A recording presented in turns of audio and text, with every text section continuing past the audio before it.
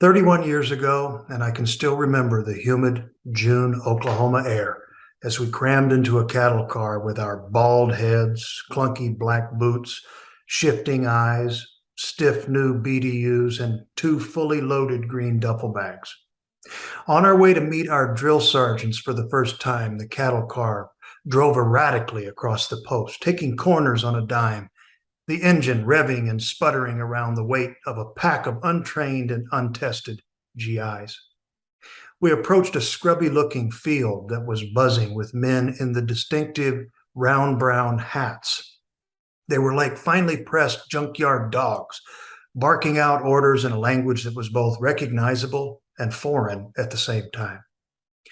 It soon became clear that we were lining up in the scrubby field, and the drill sergeants were indignant about how slow we moved and how pathetic we looked. They screamed profanities, threatened us, and occasionally grabbed someone by the lapels and threw them to the ground. Once we were lined up, they demanded we hold a green duffel in each hand and heft them straight out from our sides. It was torturous, and muscle failure was nearly immediate for most. When a private dropped his arms from fatigue, the swarm of round browns would attack and send the soldier to the ground for push-ups and degradation.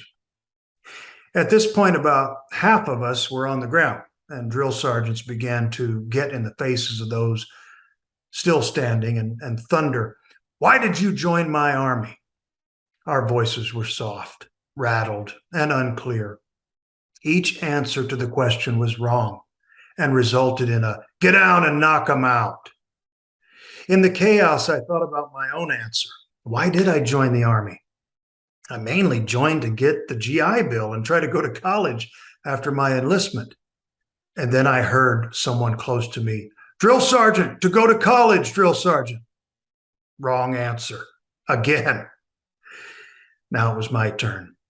A hulking pile of muscle and veins sprang into my face and boomed, "Why did you join my army, Private?"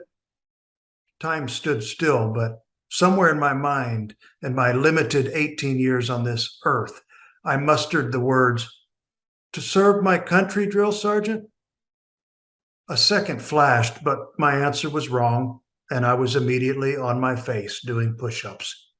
The drill sergeant bent down and yelled in my ear, "Don't you ever disrespect me like that again. When you talk to me, you say drill sergeant before and after anything you say." Now, little did I know that I was actually attending a college course that would yield 6 units of special credits for active military duty.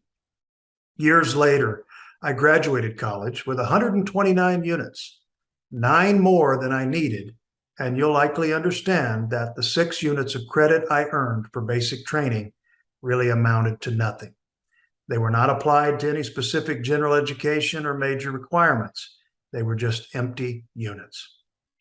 Today, as a faculty member and administrator in the CSU, I applaud the efforts that are being made across the systems in California to bolster and solidify credit for prior learning. And I praise the excellent work being done here today at the 3rd Annual CPL Summit. Many thanks and adoration to you all.